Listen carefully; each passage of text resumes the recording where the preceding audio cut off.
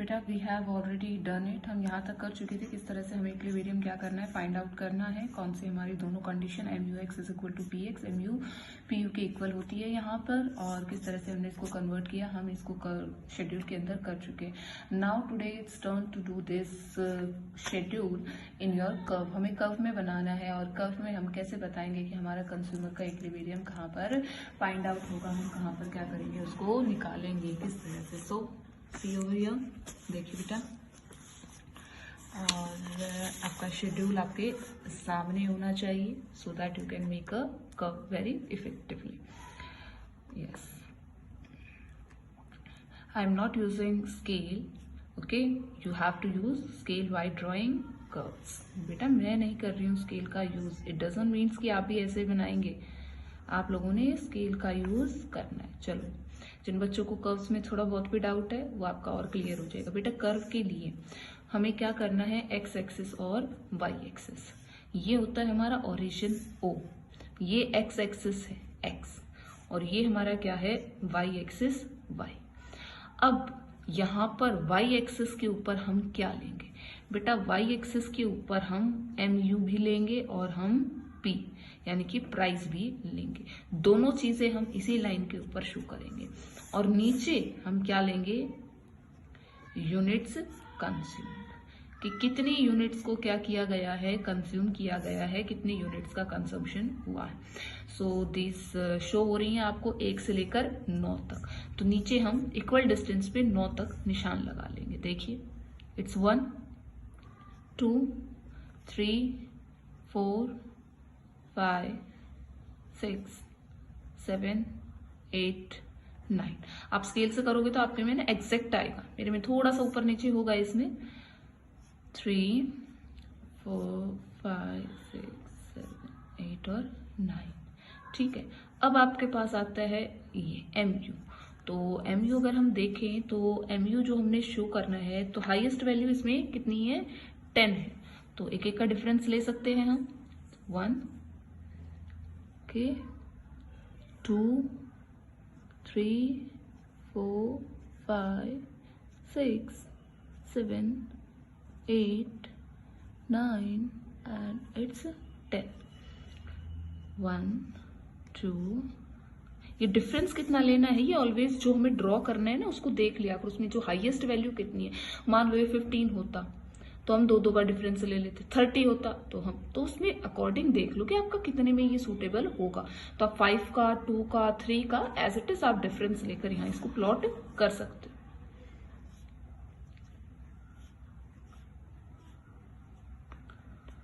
Isn't it, यहाँ तक आगे समझ में। अब देखिए बेटा, सबसे पहले हम प्राइस को ड्रॉ कर लेते हैं, तो प्राइस को हमने जब यूटिल्स के अंदर बदला तो प्राइस कितनी है बेटा हमारी 6 है, ठीक है। 3 नहीं लेंगे क्योंकि हम दोनों यूनिट्स को रुपीस में उसमें लेंगे एक यूनिट के अंदर, तो प्राइस किसके अंदर है, यहाँ पर प्राइस इन अंडर रुपीस के अंदर है आपकी, ठीक है, आर है, और आपकी जो एम यू है ये यूटिल में है और ये वाली प्राइस भी आपकी यूटिल में, तो हम ये यूटिल्स वाली दोनों यूनिट्स ले लेंगे। तो ये है 6, और चाहे 1 यूनिट हो, चाहे 2 यूनिट हो, 3 हो, 4 हो, ये कॉन्टिन्यूसली क्या है आपकी 6। तो बेटा ये मैं P x, price of x commodity मान लेते हैं इसको, तो मैंने ये प्राइस इसकी डिनोट कर दी। अब 1 यूनिट के कंजम्पशन के ऊपर देखो, जब यूनिट क्या है 1 है, एमयू कितनी है 10 है, तो देखो नीचे 1 और ये एमयू कितनी है 10 है, तो 1 पॉइंट हमारा यहाँ आ गया। फिर 2 पर कितनी है बेटा यूनिट कंजम्पशन पर 8 है, तो 2 के ऊपर कितनी ले लो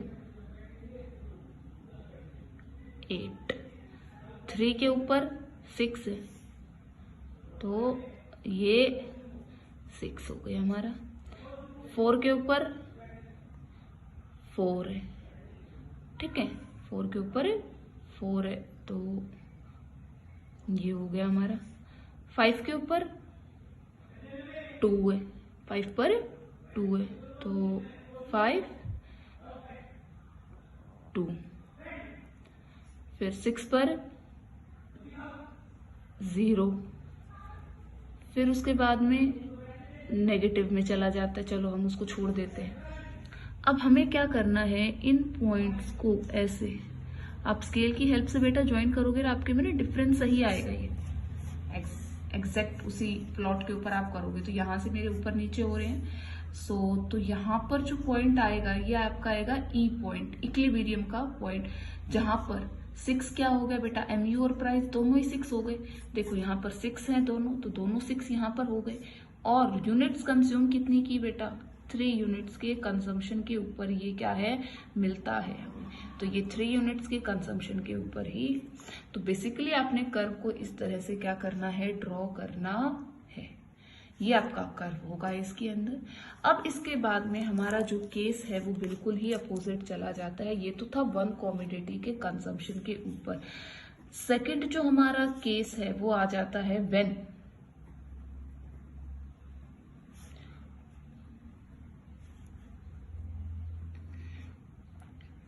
मोर देन वन, एक से ज्यादा। एक से ज्यादा बेटा हमारा 2 का ही है, 2 से ज्यादा इसमें हम नहीं आपके सिलेबस। ठीक है, इक्विलिब्रियम निकालते हैं जब कमोडिटीज क्या होती हैं, 2 होती हैं। क्लियर। इसके अंदर 2 केसेस आते हैं। पहला आ जाता है व्हेन प्राइस आर सेम, जब जो प्राइस है वो क्या होती है, सेम होती है। और सेकंड आ जाता है when the price are different, जब प्राइस क्या होती है, डिफरेंट होती है, अलग होती है। तो पहला जो हमारा केस है प्राइस सेम, तो जब सेम प्राइस है या जो भी है तो उससे पहले हम इसकी कंडीशंस को क्या करेंगे, यहाँ पर कंप्लीट करेंगे कि इसके अंदर कौन कौन सी कंडीशंस आती है। तो जो फर्स्ट कंडीशन इसके अंदर आती है हमारी इक्विलिब्रियम की वो होती है बेटा, देखो the condition first is conditions. First condition होती है हमारी MUX should equal to MUY। Marginal utility of X commodity, marginal utility of X commodity must equal to marginal utility of Y. यानी कि ये तो एक्स वस्तु से मिलने वाला सेटिस्फेक्शन है और ये वस्तु वाई से मिलने वाला सेटिस्फेक्शन है। जो एक्स और वाई दोनों वस्तुओं से जो हमें सेटिस्फेक्शन मिल रहा है जब वो एक दूसरे के क्या हो, समान हो, जिसे कि हम इस लैंग्वेज के अंदर क्या कहते हैं, इक्वल मार्जिनल यूटिलिटी कहते हैं। इसे हम क्या कहते हैं बेटा, इक्वी मार्जिनल यूटिलिटी हम इसे कहते हैं। दूसरी हमारी जो कंडीशन है वो ये है, law of diminishing marginal utility must be operate, must be operate इसके अंदर होनी चाहिए, इसमें लगी हुई होनी चाहिए। ठीक है। थर्ड जो हमारे पास कंडीशन है दैट इज, जो भी हम क्या करते हैं, एक्सपेंडिचर करते हैं, expenses on X plus expenses on Y, दोनों ही जितनी हमारे पास मनी इनकम है, हमारे पैसे हैं हमारे पास, उसके इक्वल होना चाहिए, मनी इनकम के इक्वलेंट होना चाहिए। So these are the 3 conditions. ये हमारी क्या है, 3 कंडीशंस। तो एक बार मैं आपको तीनों कंडीशंस समझा देती हूँ कि what are your these 3 conditions आपकी क्या। एक सेकेंड बेटा, चलो ऐसे देखिए।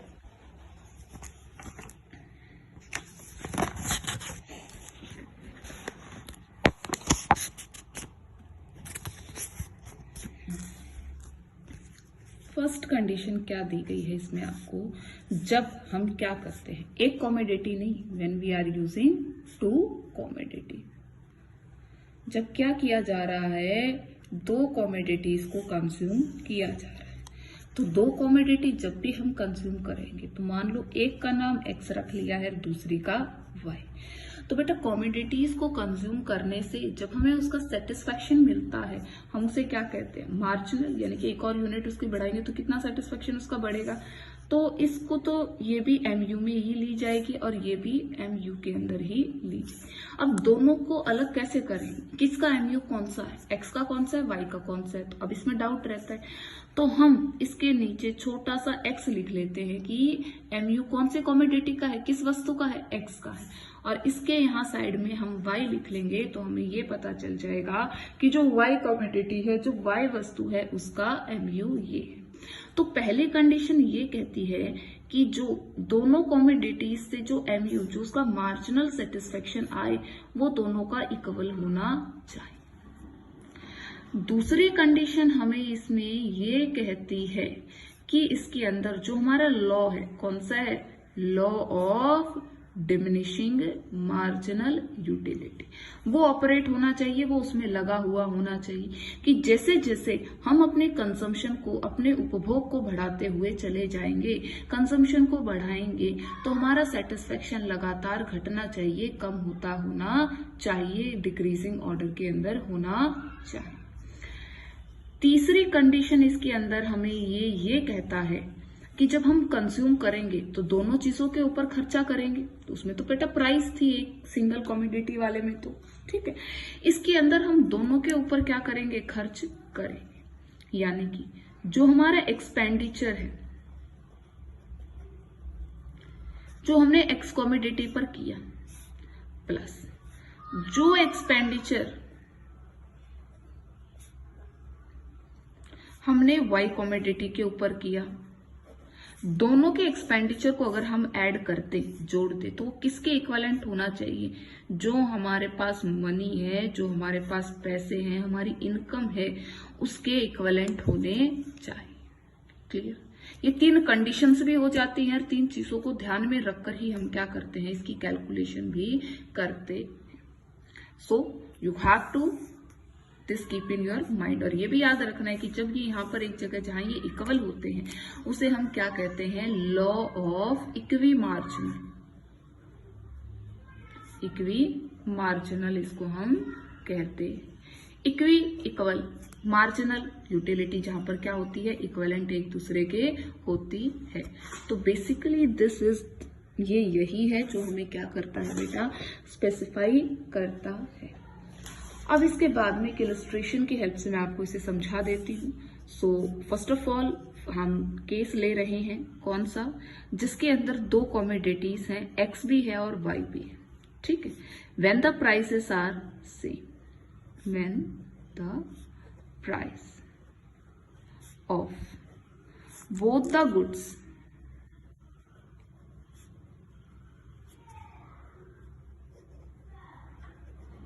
इज सेम, दोनों से मिलने वाली जो प्राइस है, दोनों की जो कीमत है, वो क्या है, सेम है।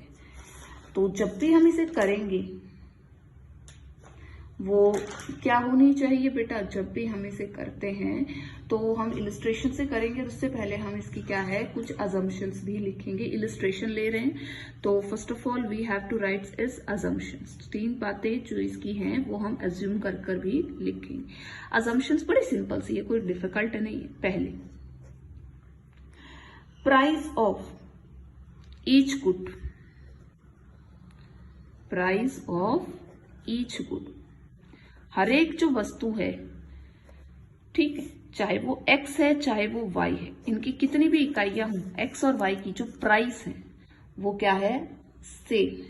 और प्राइस मैंने मानी है 1 रुपए, ₹1। x खरीदनी है 1 यूनिट, वो भी x की भी 1 यूनिट 1 रुपए में आएगी, y की भी 1 यूनिट 1 रुपए के अंदर ही आएगी। और केस भी हमारा यही है, when the price of both the goods, दोनों गुड्स की कीमतें क्या होंगी, सेम। सेकंड जो हमारा है अजम्पशन, वो ये है कि हमें मनी इनकम को एज्यूम करना है। क्या लेना है, मनी इनकम, कि उसके पास पैसे कितने हैं। मान लो मैं उसकी मनी इनकम ले रही हूँ ₹5, कि व्यक्ति के पास कितने हैं, 5 रुपए ही है। अब आता है बेटा हमारा शेड्यूल। ये बड़ा आसान केस है। यूनिट्स कंज्यूम्ड,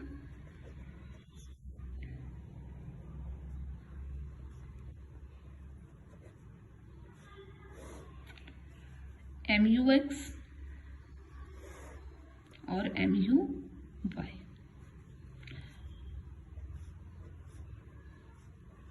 5 तक ले लेते हैं हम इसको, ठीक है। चलिए, इसका सेटिस्फेक्शन मैंने पहली यूनिट पर 12 ले लिया, फिर घटा के 10 कर दिया, फिर 8 कर दिया मैंने इसको। तो आप ये अपने आप से भी ले सकते हो, 6 से मैंने 4। तो डिमिनिशिंग, अब तीसरी कंडीशन क्या थी बेटा हमारी, कि सेकंड में मैंने क्या बताया था आपको, law of diminishing marginal utilities में लगना चाहिए। तो बेटा लग रहा है पहली यूनिट से ज्यादा सेटिस्फेक्शन मिला, दूसरी से कम मिला, तीसरी से उससे कम, चौथी से उससे कम, तो ये लगातार घटता हुआ जा रहा है सेटिस्फेक्शन, ऑपरेट हो रहा है law of diminishing marginal utility. अब वाई जो कमोडिटी है उसका भी मैं लिख लेती हूँ। मान लो इसकी 1 यूनिट कंज्यूम करने से इसको सेटिस्फेक्शन 8 मिल रहा है, अब इसको घटा दो नीचे, 2 का डिफरेंस ले लेते, कोई बड़ी बात नहीं है। ये लो, अब इस तरह के केस में बड़ी आसानी है, आप लोगों ने कुछ कंडीशन नहीं सोचनी, किसी चीज को भी सोचना नहीं है, नथिंग टू बी इमेजिन। पहला काम क्या है, देखो इस तरह के केस में सिर्फ इस बात का ध्यान रखना है कि जितनी उसकी मनी इनकम है वो पूरी की पूरी खर्च हो जानी चाहिए, यानी कि उसके पास 1 रुपए भी बचना नहीं चाहिए। अब बात आती है दूसरी, सेकंड जो हमारे पास इसकी एक कंडीशन आती है वो ये है कि लास्ट के जो 2 सिक्के वो करेगा, लास्ट के जो वो खर्च करेगा रुपए की यूनिट को, उनसे सेटिस्फेक्शन सेम मिलना चाहिए। मान लो पहला रुपए वो खर्च करेगा बेटा इस पे, क्यों करेगा, क्योंकि जिससे हमें सबसे ज्यादा सेटिस्फेक्शन मिल रहा है, पहला सिक्का वो देगा, पहला रुपए वो देकर इसको कंज्यूम करेगा, ठीक है।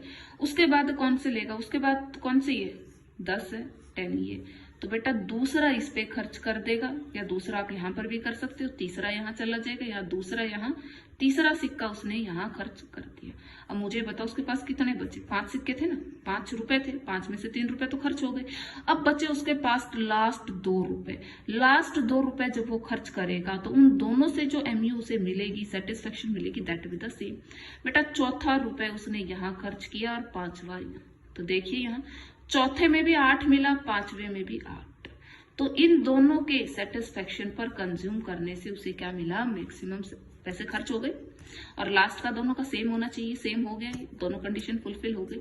अब इसका जवाब कैसे लिखेंगे कि उसको इक्विलिब्रियम कहाँ मिला। अब आप ये देखो, इसमें जो गोले इसमें लगा रखे हैं, ये 3 यूनिट है ना, 3 चीजों को कंज्यूम करने पर उसे इतना सेटिस्फेक्शन मिला, यानी कि एक्स कमोडिटी की आंसर कैसे लिखते हैं हम, by the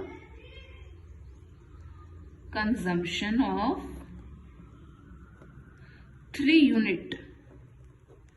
unit of X, X commodity की 3 यूनिट और वाई की कितनी है, 2, and 2 unit of Y, consumer get maximum satisfaction, उसको मैक्सिमम सेटिस्फेक्शन यहीं पर ही क्या है, मिलेगा, ठीक है। आज आपने सिर्फ इतना करना है, इसके कुछ मैं क्वेश्चंस भी आपको दूंगी जो कि आपने क्या है करने हैं, which you have to do yourself. चलो आज देखती हूँ बेटा, मिल जाएंगे तो आपको मैं फॉरवर्ड करूंगी, अदरवाइज फर्दर करेंगे हम इन क्वेश्चंस को, जो पूरी यूनिट हो जाएगी तब भी आएंगे ये, ठीक है। So do it, if you have any problem you may call me and you can solve your queries.